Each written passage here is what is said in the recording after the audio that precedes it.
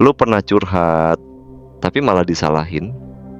Kadang lu cuman pengen didengerin, bukan dikasih motivasi instan, bukan dibandingin, bukan disuruh bersyukur. Ini cerita Ardi, yang malam itu cuman pengen cerita tapi malah ketemu tembok. Ardi duduk di pojokan kamar kosnya yang kecil. Lampu remang, suara dari jalanan jauh di luar terdengar samar. Di tangannya, ponsel yang baru aja dia pakai buat ketik pesan panjang. Pesan yang seharusnya jadi pelarian dari semua penat yang dia rasain. Gue capek banget, pikirnya. Capek sama hidup yang kadang gak adil, capek sama perasaan yang kayak gak pernah ada yang bener-bener ngerti. Dia pengen cerita, pengen nyuarain semua yang ada di kepala dan hati. Tapi waktu pesannya dibaca, respon yang datang malah bikin dia ngerasa semakin sendiri. Lo harus lebih kuat, Ardi. Jangan mikirin yang gak penting. Ya, santai aja, hidup lo masih enak dibanding orang lain. Bersyukurlah, masa kalah sama masalah kecil. Ucapan itu kayak angin dingin yang malah bikin luka lama makin kerasa. Ardi tahu maksudnya baik, tapi yang dia butuhin bukan itu. Dia cuma pengen didengerin. Didengerin tanpa harus diceramahin. Didengerin tanpa dibanding-bandingin. Didengerin tanpa disuruh ngaca atau bersyukur gitu. Karena kadang yang paling berat itu bukan masalahnya sendiri, tapi rasa sepi yang datang saat lu ngerasa gak ada yang bener-bener mau ngerti.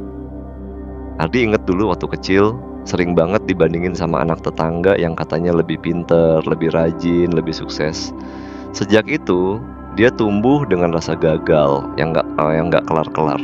Malam itu, rasa itu muncul lagi. Dia pengen cerita tapi takut disalahin atau malah disuruh tutup mulut. Ternyata memang susah cari orang yang mau dengerin tanpa ngasih saran atau penilaian. Padahal ngobrol itu bukan soal nyari solusi selalu. Kadang ngobrol itu soal ada yang mau nemenin kita di tempat yang sepi. Tempat dimana kita boleh lepas topeng dan cuma jadi diri sendiri. Ardi cuma pengen jadi diri sendiri malam itu. Tapi tembok itu berdiri kokoh. Tembok yang namanya toxic positivity. Dia sadar gak semua masalah bisa langsung diatasi. Gak semua luka harus ditutup dengan kata-kata manis. Kadang yang kita butuhin cuman ruang buat bercerita dan didengerin. Dengerin dengan hati, bukan sekadar telinga. Jadi kalau lu pernah curhat tapi malah disalahin atau disuruh move on sebelum waktunya, ingatlah, lu gak sendiri. Kadang yang lu butuhin cuma satu hal sederhana, didengerin. Malam itu, Ardi duduk sendirian di pojokan kamar kosnya. Lampu redup menerpa wajahnya yang mulai lelah. Ponsel di tangannya sudah beberapa kali dia buka dan tutup, mencoba mencari keberanian untuk mengetik pesan lagi. Tapi kata-kata itu selalu tercekat di tenggorokannya. Dia ingin bicara, ingin mengeluarkan beban yang sudah menumpuk ya. Tapi setiap kali dia coba mengungkapkan perasaannya, yang dia dapat justru bukan kelegaan, yang datang malah tembok. Tembok keras bernama toxic positivity. Kalimat-kalimat itu seperti tembok besar yang menghalangi suara hatinya, membuatnya merasa semakin terasing. Lu harus lebih kuat, jangan terlalu baper. Lagi sedih doang, santai aja. Bersyukurlah, banyak orang yang hidupnya jauh lebih susah. Semua kata itu datang dengan niat baik, tapi buat Ardi kata-kata itu adalah dinding dingin yang menolak keberadaannya. Dia sadar bukan itu yang dia butuhkan. Ardi cuma ingin didengarkan, ditemani. Dia ingin ada yang bisa menerima semua kekacauan pikirannya tanpa harus buru-buru memberi solusi atau menilai.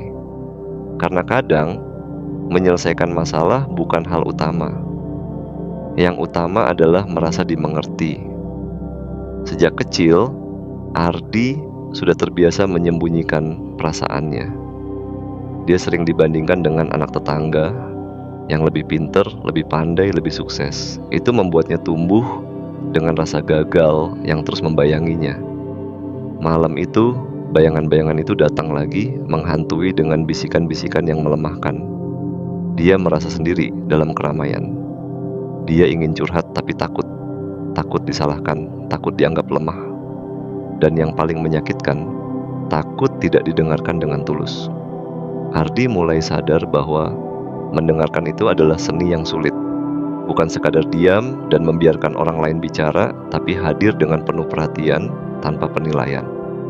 Dia ingin menjadi pendengar yang sabar, yang bisa menampung cerita tanpa buru-buru menutupinya dengan kata-kata motivasi klise.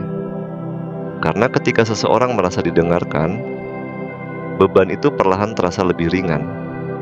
Ardi berjanji pada dirinya sendiri untuk belajar jadi pendengar yang lebih baik. Biar nanti kalau ada yang seperti dia, tidak lagi merasa sendirian di balik tembok itu. Malam itu, setelah berulang kali mencoba buka suara dan selalu berujung kecewa, Ardi mulai kehilangan harapan. Suara hatinya seolah tenggelam dalam lautan kata-kata klise yang bikin dia makin terisolasi. Tapi di tengah gelap dan sepi, tiba-tiba ada sesuatu yang berubah. Rian, teman lamanya yang biasanya lebih suka diam, mengirim pesan. Bukan pesan biasa yang isinya saran atau perintah untuk semangat terus, tapi pesan yang sederhana. Gua ada buat lu, bro. Kalimat itu seperti pintu kecil yang terbuka di balik tembok tinggi yang selama ini Ardi rasakan. Mereka bertemu di sebuah warung kopi kecil, tempat yang penuh aroma kopi dan suara-suara santai dari pengunjung lain. Di sana, Rian tidak langsung menghakimi atau memberikan solusi. Dia cuma duduk, mendengarkan. Bukan mendengarkan sambil mikir harus jawab apa, tapi benar-benar hadir dengan penuh perhatian. Ardi mulai bercerita tentang rasa sepi yang selama ini dia pendam, tentang rasa gagal yang sering menghantuinya, tentang beratnya hidup yang sering dia sembunyikan dari semua orang. Rian tidak berkata apa-apa, selain anggukan pelan dan sesekali gumaman yang memberi ruang bagi Ardi untuk terus bicara. Ardi merasakan sesuatu yang jarang dia rasakan, rasa lega. Suara-suara dalam hatinya yang selama ini berputar tanpa henti perlahan mulai tenang. Malam itu, Ardi belajar sesuatu yang sangat sederhana tapi luar biasa. Kadang, kehadiran seseorang yang mau mendengar tanpa menghakimi lebih berharga dari 1000 kata motivasi. Dia sadar bahwa didengar bukan berarti harus disuruh kuat, didengar bukan berarti harus langsung disuruh move on, dan didengar bukan berarti harus dibandingkan dengan orang lain yang dianggap lebih susah. Didengar artinya diterima apa adanya. Ardi juga mulai melihat bahwa menjadi pendengar sejati bukan perkara mudah. Itu butuh kesabaran, empati, dan keberanian untuk menahan diri agar tidak cepat memberikan saran yang belum tentu dibutuhkan. Dia berjanji pada dirinya sendiri untuk jadi pendengar yang lebih baik, agar suatu saat nanti dia bisa menjadi tempat bagi orang lain yang sedang butuh didengar seperti dia. Malam itu, dalam keheningan warung kopi, luka Ardi mulai terurai. Bukan karena ada yang menghapusnya, tapi karena ada yang rela duduk bersama dan mendengarkan sampai luka itu mengendur pelan-pelan. Ardi tahu perjalanan itu masih panjang. Masih ada banyak malam sepi dan kata-kata tak terucap yang harus dia hadapi. Tapi sekarang dia tidak merasa sendirian. Dia tahu, di luar sana ada orang-orang yang mau jadi pendengar, bukan hanya pemberi solusi. Karena pada akhirnya, yang paling kita butuhkan hanyalah didengar. Ardi udah mulai ngerti. Kadang, kita nggak perlu nunggu sampai kita bener-bener jatuh ke titik paling rendah, baru sadar kalau kita butuh didengerin.